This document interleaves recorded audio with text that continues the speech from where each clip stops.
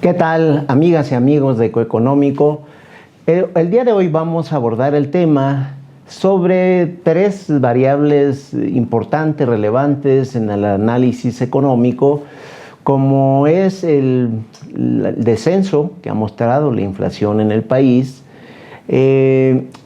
la consolidación del denominado superpeso frente al dólar, el peso mexicano frente al dólar, y el mejoramiento en el comportamiento de la creación de empleo formal en el país. Son tres referentes a nuestro juicio muy importantes para ir evaluando en la perspectiva la mejora económica que manifiesta el país en el periodo reciente.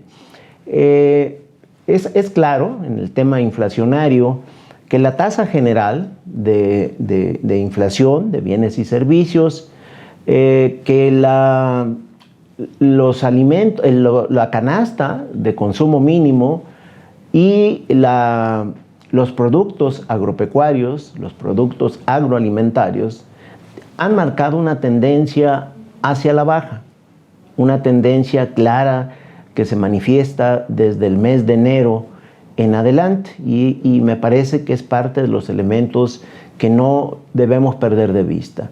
Y eso significa que los efectos de la política monetaria restrictiva del Banco de México está teniendo sus efectos positivos en aras de alcanzar la meta objetivo del Banco Central, es decir, lograr paulatinamente una tasa de inflación del 3% en los próximos 2 años. Obviamente que en este panorama también observamos que las entidades federativas más vulnerables desde el punto de vista económico y social están registrando la mayor tasa de inflación en el país. Pero también hay que advertir que ya no es la tasa de los 2 dígitos que habíamos comentado a fines del año pasado. Es decir, tasas de arriba del 10%, para ser más puntual. Y en contraste, los estados con economías más fuertes, más robustas en términos económicos, pues están reportando las menores tasas de inflación en el periodo reciente, particularmente ya en el mes de abril. Está claro también que hay coincidencia entre los especialistas y el propio Banco de México de que el camino hacia lograr la reducción y la estabilización plena de la tasa de inflación en México va a ser lenta y se va a lograr, así lo estamos leyendo cuando vemos los distintos pronósticos, se va a lograr hasta el primer trimestre del 2025 en esta tasa de 3% más menos 1%, de acuerdo a el rango que maneja la Junta de Gobierno del Banco de México.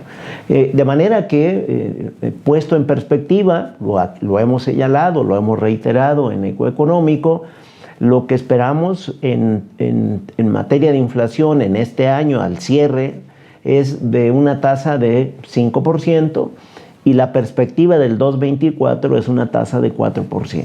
Ese es el panorama en materia de inflación. Hay particularidades que tampoco podemos dejar de lado. La tasa general, como lo comentábamos, la tasa general de inflación, si ustedes ven el gráfico, hay una tendencia clara de reducción. En el mes de diciembre cierra la inflación en 7.82.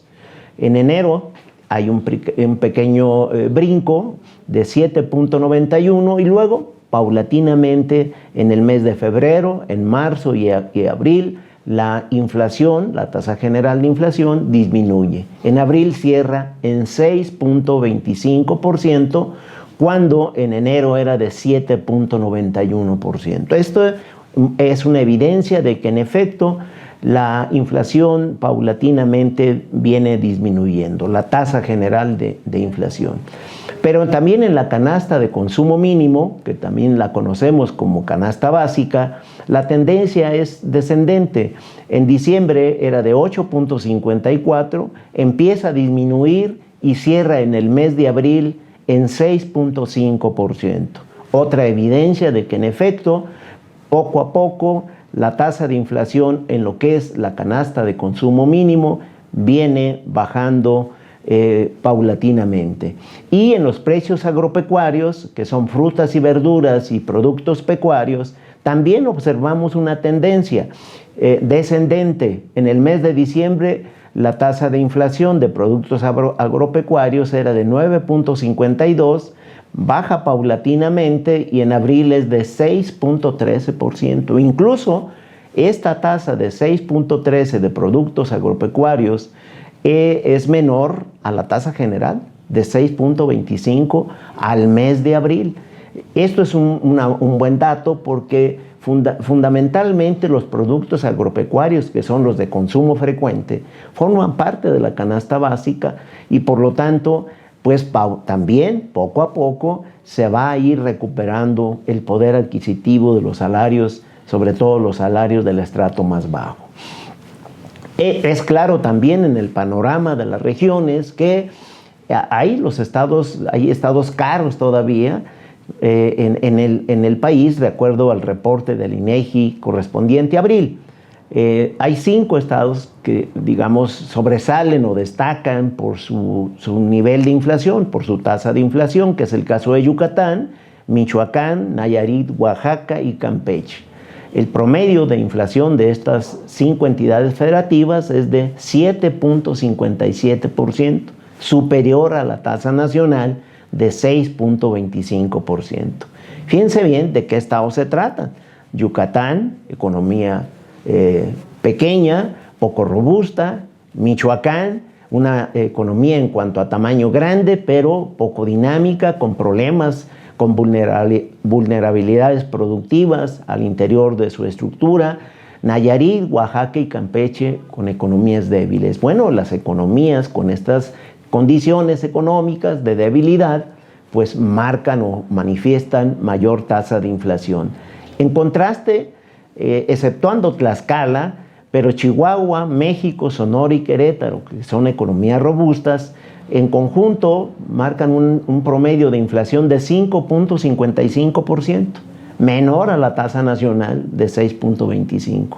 Es decir, las economías con economías más fuertes en su estructura productiva local marcan o manifiestan menores tasas de inflación.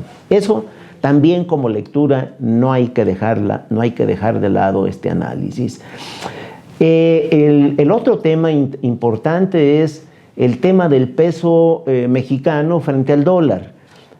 Hay una apreciación, como lo hemos venido planteando en Ecoeconómico. La apreciación del peso frente al dólar ha sido muy evidente y es una de las monedas más apreciadas a nivel mundial. En un año, de mayo del 2022 a mayo del 2023, al cierre, que sería mayo 12, el tipo de cambio se ha apreciado en 13.8%. El viernes pasado estuvo en 16.62 pesos por dólar. Es decir, uno de los niveles más bajos en los últimos, vamos a poner, 4 años.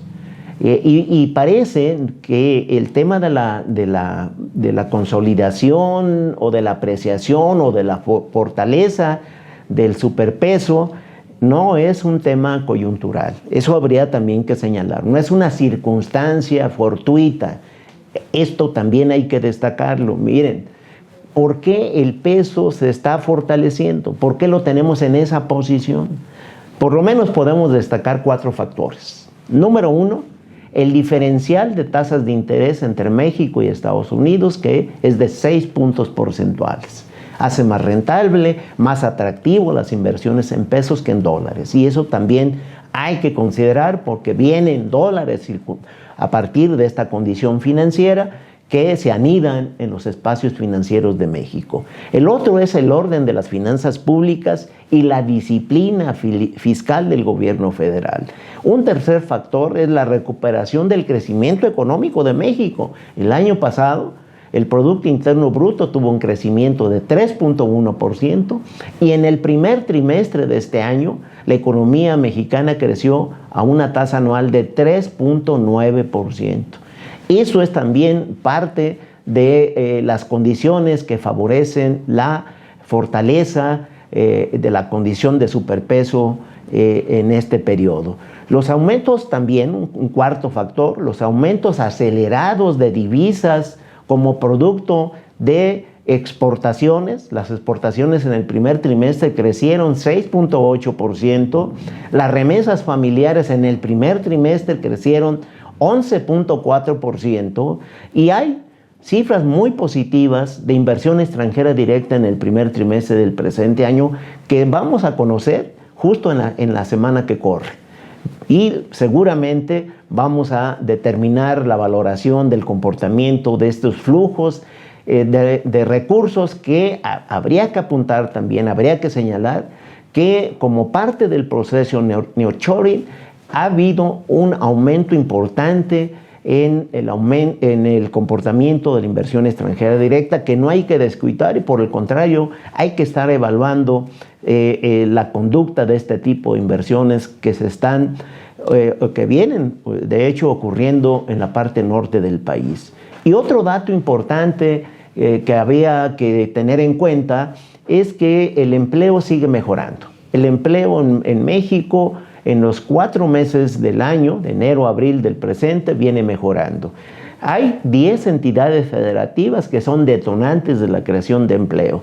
Y solamente de esos 10 entidades federativas, digamos, hacemos a un lado el tema de Quintana Roo. ¿Por qué? Porque Quintana Roo tiene vocaciones, como lo hemos señalado, de corte turístico. Pero si ponemos el resto, las 9 entidades restantes de las 10 que ustedes ven en ese cuadro, pues básicamente los que recuperan el empleo son 9 economías muy robustas desde el punto de vista económico. Nuevo León, Jalisco, Baja California, Guanajuato, Ciudad de México, Coahuila, Sonora, Chihuahua, Quintana Roo, que es, repito, la excepción del marco de aparatos locales industriales, y el Estado de México. Estas 10 entidades federativas aportan el 68% del total del empleo generado en el periodo enero-abril del presente año. En el país se crearon en ese lapso poco más de 447,000 empleos formales. Y bueno, el 68% lo aportan estas 10 entidades federativas. Y hay otras 10 entidades federativas que tienen crecimiento moderado. Querétaro, Sinaloa, San Luis Potosí, Tamaulipas, Puebla, Baja California Sur, Aguascalientes, Tabasco, Yucatán y Nayarit. Estos aportan al total nacional el 24%. Pues difieren del 68% de las 10 anteriores. Y hay 10 que definitivamente tienen debilidad en la generación de empleo.